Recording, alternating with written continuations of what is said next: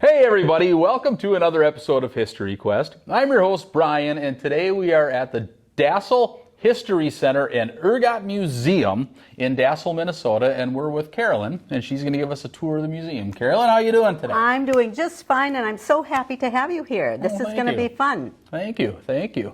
Well, shall we? Can we start? I can. All right. So I would first of all tell you that the museum is on the National Register of Historic Places because of the ergot fungus.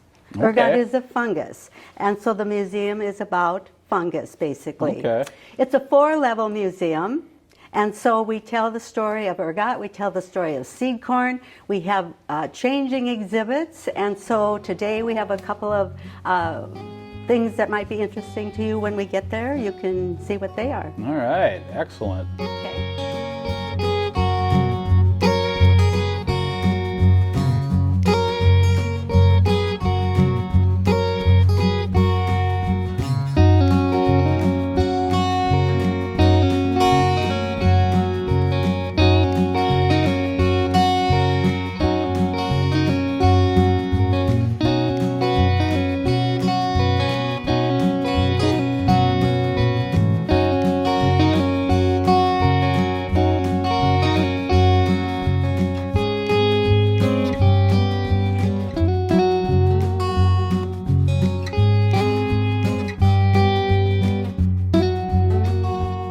Ergot is a fungus that grows on grain. Okay. And it's that little black kernel there. Oh. Yeah.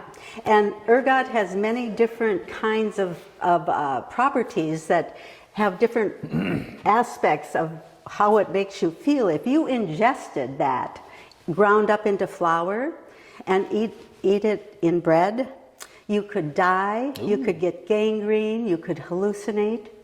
It is the basis for LSD.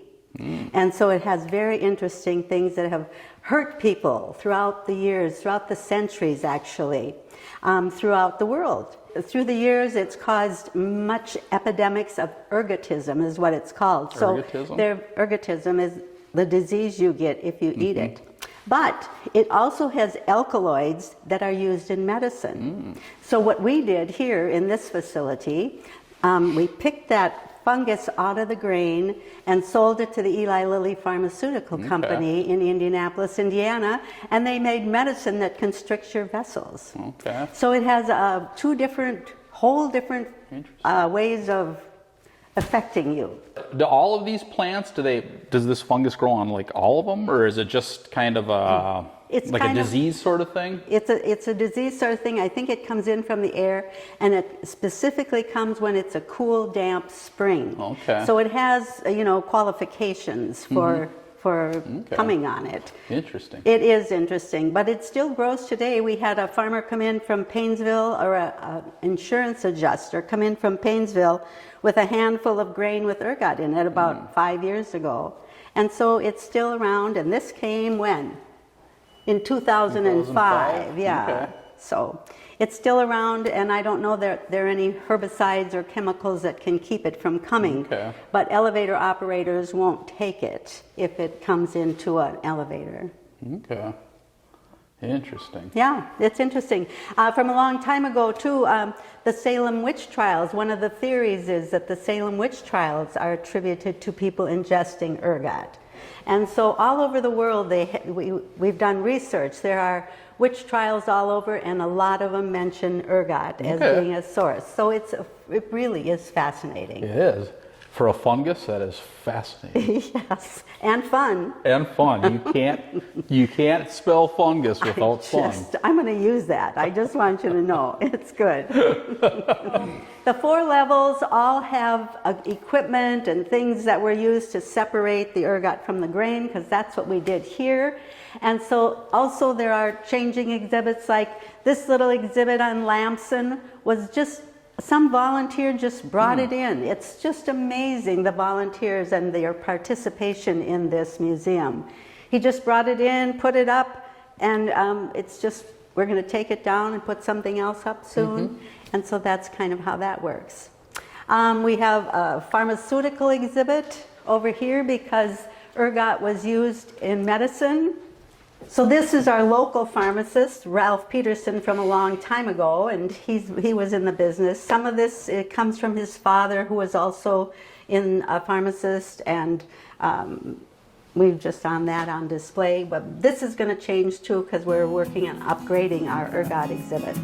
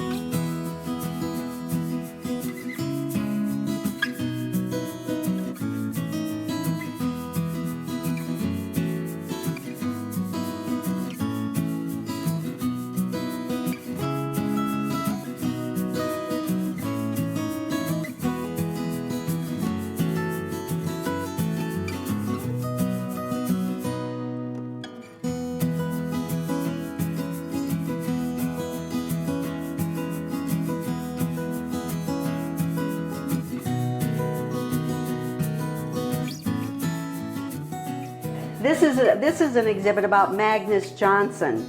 He was a Swedish immigrant, and he reached the highest office that you can be in the United States. He was a United States Senator from this area back in the early 20s. And he is the father of Francis Johnson, who made the biggest ball of twine. So we have a little connection with Darwin there. Okay. And that's always fun too. But this guy was amazing. He was loud. He was a glassblower in Sweden, and so in campaigning he would just go out and stand on a manure spreader or anything and just yell at the people, and they could hear him, and he'd campaign. He was big into cooperatives, and he was big into the Farmer Labor Party early on. These are some of the machines. The ladies would work here, and they would come and sit behind these, and they'd dump the ergoty grain in, and they'd come out on the conveyor belt, and they'd pick the ergot, and then the grain would go below into another sack, and we sold the grain on the grain exchange. They were kind of entrepreneurs. They would try different machines to get the separation. This is a gravity separator. They hoped that the grain would come down at one speed and go somewhere, and the ergot in another. It didn't work very well. This they invented themselves. It's a liquid separator. They thought one would swim and one would sink. And so there's lots of that throughout this building as well. So when the grain would come in, did all of it had to go through testing, or however you would word it, to see if there was, so all of it had to go? Everything that came in here. Mm-hmm. And they cleaned it on the 4th level, so it kind of went down, and the ladies were the last people to do the separation. We have some really nice videos. This is a temporary exhibit, and this is one we call What's in a Name, Dassel. And so how did Dassel get its name? And there was only one other community named Dassel. It was in Dassel, Germany. So we went there and took pictures and told that story. And then it's the connection from Dassel to Dassel has been throughout the years. And so that was kind of fun.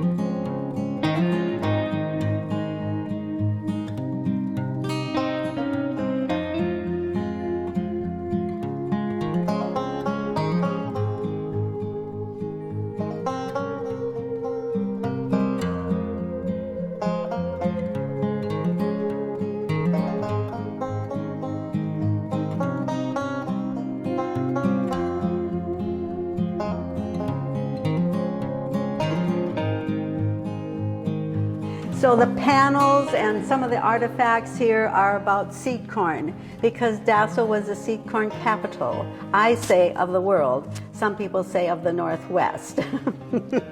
Because we had more seed corn companies per capita than any other place in the world. Isn't that interesting? Yeah.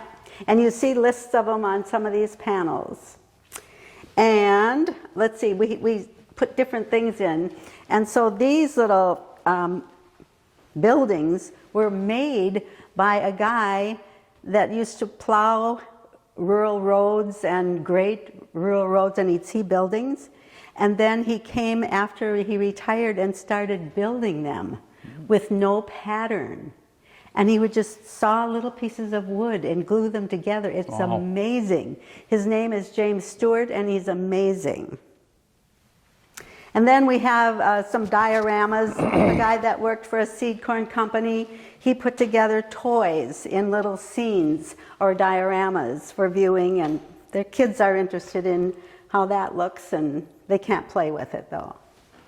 This is an electrostatic machine, and it separates the grain from the ergot with a positive and negative charge.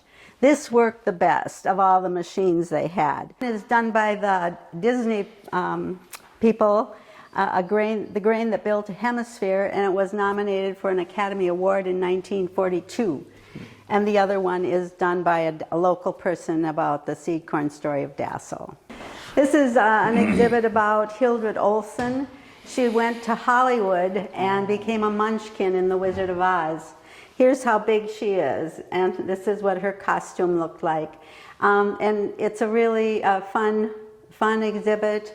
It has a great video. It tells her life in Dassel and then going to Hollywood and then coming back to Dassel and her times with Judy Garland. And then behind there is another ergot thing. This is where the ergoty grain comes in at first, and it goes through this cleaning machine to get all the chaff off, and then it goes down through these tubes to the electrostatic machine right below, and then it goes into bins, and then it goes back to the ladies who do the final separating. The ladies that worked here actually thought they were doing something good for their country, because they were making medicine for the soldiers that were wounded in battle. We promote local art, and we have a collection of a lot of local art. And so it's up to today, because we have the exhibit about Dassel on level 2 that we looked at.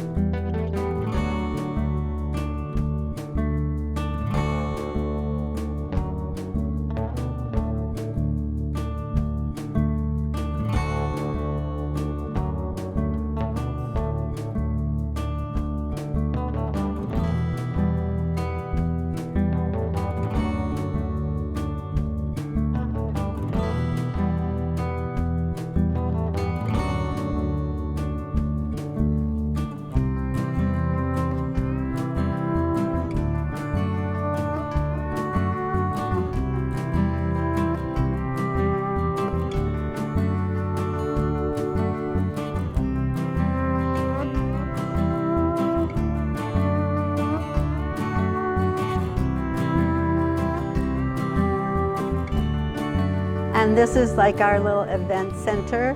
People can rent this for wedding receptions, business things. Oh, this is nice. And we have a most fabulous theater group called the Fungus Among Us. Ah.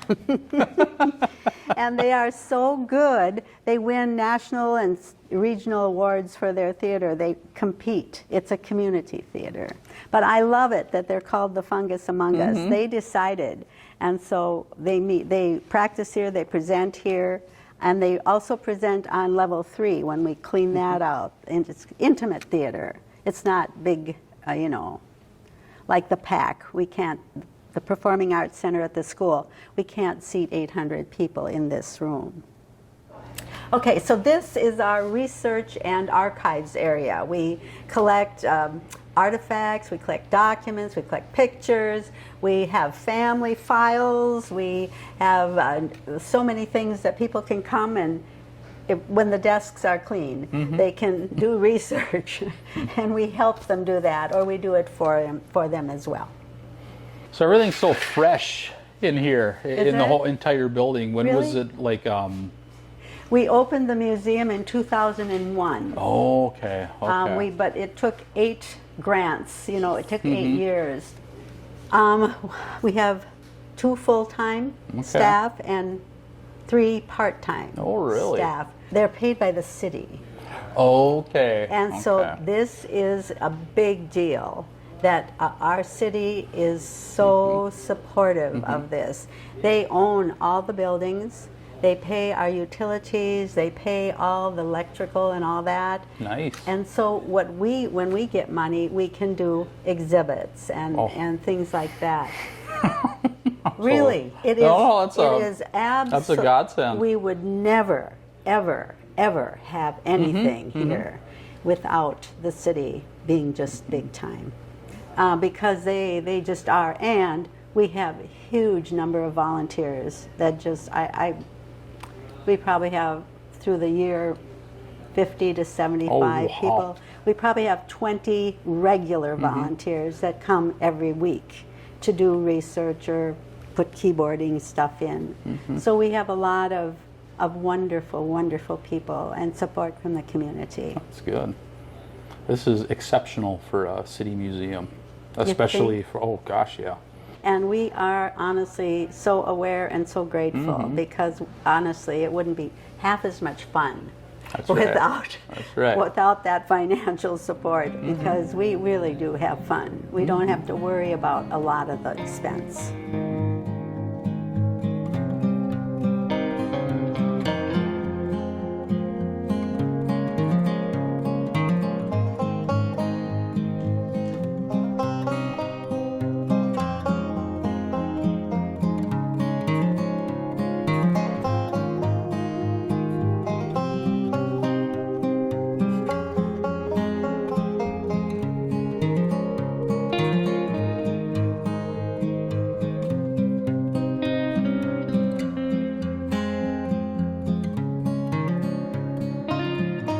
So yes, there is no charge to go to the museum, but we welcome donations. And so that's part of what we do to lift up people in the community to feel free to come. Okay.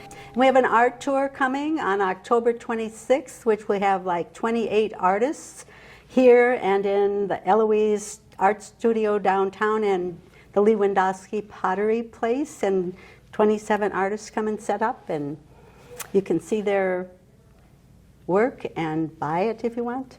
Okay. Okay. That's all I can think of right now. All right. Well, this was excellent. I love this museum. I urge anybody out there who's watching just to come check this out. You know, especially if you're in Hutch, McLeod County. It's just down the road. And you know, when you're tired of coming into our museum because you spend so much time there, definitely come up this way and check this place out. So, We Carolyn, love it. thank you so much.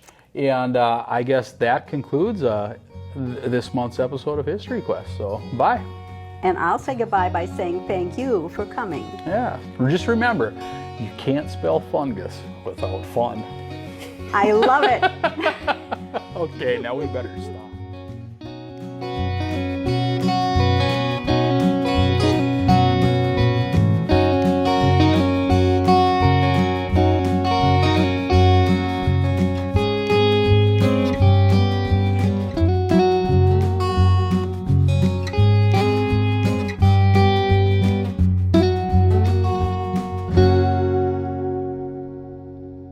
We keep coming in different rooms since I've done this. Hey everybody, welcome to another episode of History Quest. I'm your host, Blaine.